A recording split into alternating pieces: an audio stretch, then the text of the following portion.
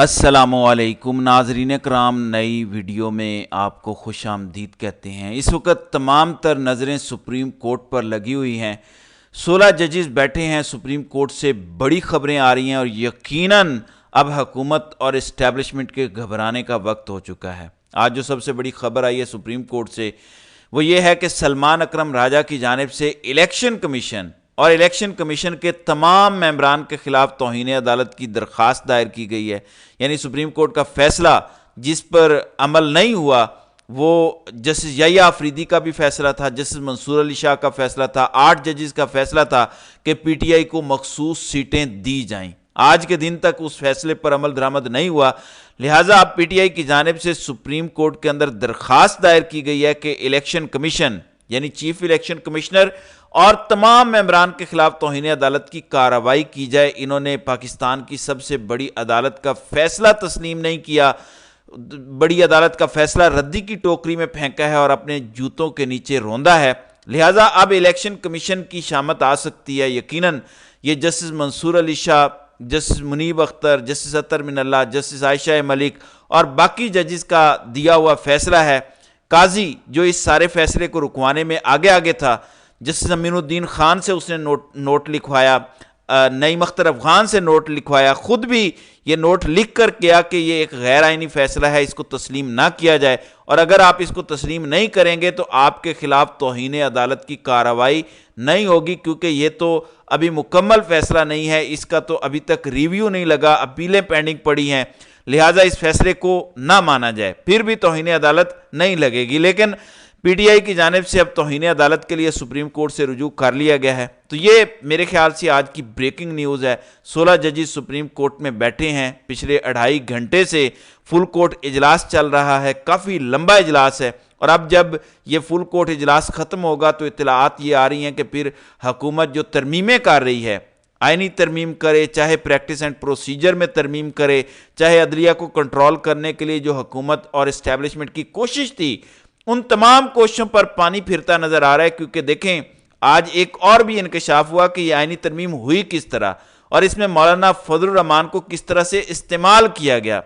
यानी वो जो था ना कि मौलाना डट गया, मौलाना छा गया, मौलाना आ गया, मौलाना ने जहर निकाल दिया इन आइनी तरामीम का, मौलाना ने ये कर दिया और पीटीआई ने सारा तकिया, यानी पीटीआई ने तमाम अपने अंडे मौलाना की बास्केट में डाले। लिहाजा आज एआरवाई पे नूर आलम खान जो पीटीआई से लौटा हुआ था, सिंध हाउस चला गया था और उसके बाद पब्लिक अकाउंट कमेटी का चेयरमैन बनाया गया, उसके बाद वो जेयूआई फे में आया और वहां से फॉर्म 47 का पिशावर से एमएनए बना दिया गया। तो उनका इंटरव्यू आज एआरवाई पे चला है और उसने कहा कि मैंने मौलाना को मनाया है, मैंने मौलाना को मनाया कि आप इस आइनी तरमीम के अंदर वोट दें और हमें पीटीआई के साथ जाने का कोई फायदा नहीं है, क्योंकि पीटीआई तो हमारी हरीफ है, हम तो उनके खिलाफ इलेक्शन लड़ते हैं। यानी अगर हम पीटीआई के खिलाफ इलेक्शन लड़ते हैं, उनके खिलाफ वोट लेते हैं, कल को अगर हम उनके साथ सीट एडजस्टमेंट भी कर लें, हमें वोट किसी ने नहीं देना। यानी अगर ये हो ना कि हमें पीटीआई के साथ सीट एडजस्टमेंट कर लेती है, अगर पहले तो पीटीआई मानेगी नहीं, पीटीआई हमारे साथ धोखा करेगी क्योंकि हम उनके मुखालिफ हैं और हमारा बैटल ग्राउंड भी सेम है। लिहाजा हमें पीटीआई के साथ नहीं जाना चाहिए, पीटीआई के साथ सीट एडजस्टमेंट करके हमें कोई फायदा नहीं होगा, हमें मुल्क चलाने के लिए एस्टेब्लिशमेंट के साथ बैठना पड़ेगा। यानी हमें हमारे हक में यही बेहतर है कि पीटीआई का साथ ना दें बल्कि एस्टेब्लिशमेंट का साथ दें। वो कहते हैं कि मैंने मौलाना को मनाया और मौलाना ने फिर उस आइनी तरमीम के अंदर अपना वोट दिया।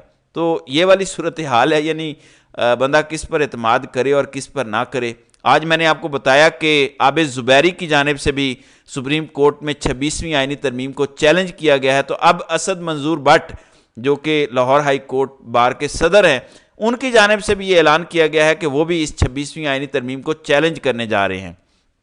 फिर आज इस्लामाबाद से एक बड़ी गिरफ्तारी हुई है। ईमान मजारी और उनके शौहर हादी अली चट्टा बड़े एक्टिव वकील हैं, यानी जो रुल रहे होते हैं, सख्त से सख्त केसेस होते हैं, एजेंसीज के केसेस होते हैं, एस्टेब्लिशमेंट के केसेस होते हैं, लापता हो जाते हैं, तो बगैर फीस के ये दोनों मियाँ बीवी उनके केसेस लड़ते हैं।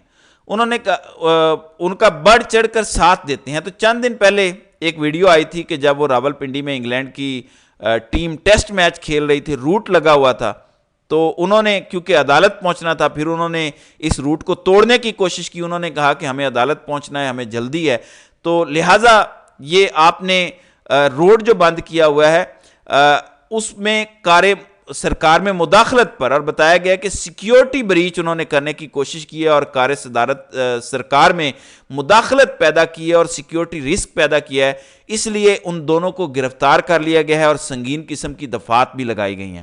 پھر آج سب سے اہم اور سب سے بڑی خبر اڈیالہ جیل سے آئی. آپ کو بتایا تھا کہ 25 دن کے بعد اڈیالہ جیل کے دروازے کھلنے جا رہے ہیں. بالآخر دروازے کھلے. 190 ملین پاؤنڈ والے کیس کی سماعت تھی، بشرا بی بی پیش نہیں ہوئی تو سماعت تو آگے نہیں بڑھی، 30 اکتوبر تک ملتوی ہو گئی. لیکن عمران خان کا آج جلوہ تھا، اور خان کی اپنی بہن علیمہ خان کے ساتھ بھی ملاقات ہوئی، دیگر وکلاء کے ساتھ بھی ہوئی. اور سب سے اہم بات یہ تھی کہ جو ایک تنازعہ چل رہا تھا فیصل فرید چودھری جو فواد چودھری کے بھائی ہیں اور سلمان اکرم راجہ کے درمیان، تو آج صحافی جو وہاں پر موجود تھے وہ یہ بتاتے ہیں کہ عمران خان فیصل چودھری کو ساتھ لے کر بازو پکڑ کے ایک سائڈ پہ لے گئے، اور وہاں انہوں نے کافی دیر تک فیصل چودھری کو جپھی ڈال کے رکھی، اور انہوں نے کہا کہ تم میرے لائل ساتھی ہو اور مجھے تم پر کوئی شکوہ نہیں ہے.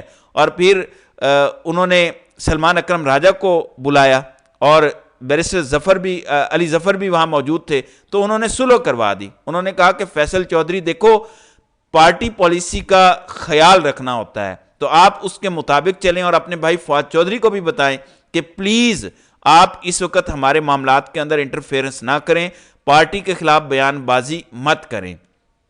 اور انہوں نے فیصل چودھری اور سلمان اکرم راجہ کے درمیان صلح کروائی، اور ساتھ ہی انہیں پی ٹی آئی کی لیگل ٹیم میں دوبارہ شامل کروا دیا. تو یہ لیڈر ہوتا ہے جس لیڈر کی ایک جپھی کام کر دیتی ہے اور بڑے سے بڑے اختلاف ادھر ہی ختم ہو جاتے ہیں. جب خان ایک جپھی ڈالتا ہے یا دونوں کو بلاتا ہے صلح کے لیے تو وہ صلح صفائی ہو چکی ہے. یہ بڑی پازیٹیو چیز ہے، کیونکہ سوشل میڈیا پہ کافی شور تھا کہ پی ٹی آئی کے اندر بغاوت ہو گئی، یہ ہو گیا وہ ہو گیا، یہ سب معاملات کریٹ کرنے کی کوشش ہو رہی تھی. ہم نے بھی کہا تھا کہ فیصل چودھری کے ساتھ زیادتی ہے، وہ پی ٹی آئی کا لائل ساتھی ہے، 500 سے زیادہ کیسز وہ فری میں لڑ چکا ہے، عمران خان سے ملاقات کروا دی، پھر بنیادی حقوق جو عمران خان کو نہیں مل رہے اس حوالے سے چیلنج کیا. تو یہ نہیں کرنا چاہیے. بہرحال اب یہ صلح صفائی ہو چکی ہے جو کہ ایک بڑی اچھی بات ہے. اور خان نے یہ بھی کہا کہ فواد کو کہو کہ پارٹی کے خلاف بیان بازی نہ کرے. اچھا، جو میڈیا سے گفتگو کی ہے علیمہ خان نے، وہ کہتی ہیں کہ عمران خان نے انہیں بتایا کہ ان سے کیا سلوک کیا گیا. 3 اکتوبر سے ان کو جس حال میں رکھا گیا وہ ناقابل بیان ہے. سیل کی بجلی کاٹی گئی، اخبار اور ٹی وی سب کچھ بند کیا گیا، جو کھانا دیا جاتا تھا اسے کھا کر الٹیاں ہوئیں عمران خان سے مل کر. اب صبر آ گیا ہے. وہ کہتی ہیں کہ اب ہمیں صبر آ چکا ہے. بہت برا سلوک عمران خان کے ساتھ کیا گیا، جو خوراک ان کو دی جاتی تھی وہ کہتے ہیں کہ اسے کھا کر الٹیاں آتی تھیں اور بری حالت تھی. جس طرح سے ان کا سوشلی کٹ آف انہیں رکھا گیا. پھر آج تقریب کے اندر تھے اسپیکر قومی اسمبلی، اور انہوں نے بڑا واضح کہا کہ مخصوص نشستوں سے متعلق سپریم کورٹ کا فیصلہ ہم نہیں مانیں گے. وہ کہتے ہیں کہ ہم نے ایکٹ کے اندر تبدیلی کر لی ہے اور ہم پارلیمان ہیں، ہم سپریم ہیں، تو ہم اپنا فیصلہ مانیں گے، سپریم کورٹ کا فیصلہ نہیں مانیں گے. اب دیکھتے یہ ہیں کہ یہ جو کنٹیمپٹ کی پٹیشن فائل کی ہے اس پر کیا ہوتا ہے. اور پھر آج فل کورٹ سے 16 ججز بیٹھ کر کیا مداخلت کا رستہ روکتے ہیں یا دروازے کھول دیتے ہیں قاضی کی طرح کہ آؤ بسم اللہ، جس طرح سے آپ چاہتے ہیں اسی طرح آپ ایک کالونی کی طرح سپریم کورٹ کو چلا لیں. تو امید ہے کہ اچھی خبریں آئیں گی، بڑی خبریں آئیں گی، اور سپریم کورٹ ان ڈاکوؤں کا، ان چوروں کا، ان مینڈیٹ چوروں کا رستہ ضرور روکنے کی کوشش کرے گی یا روکے گی. تو ناظرین کرام، آپ کی اس ویڈیو کے حوالے سے کیا رائے ہے؟ آپ اپنی رائے کا اظہار کامنٹ سیکشن میں ضرور کیجیے گا.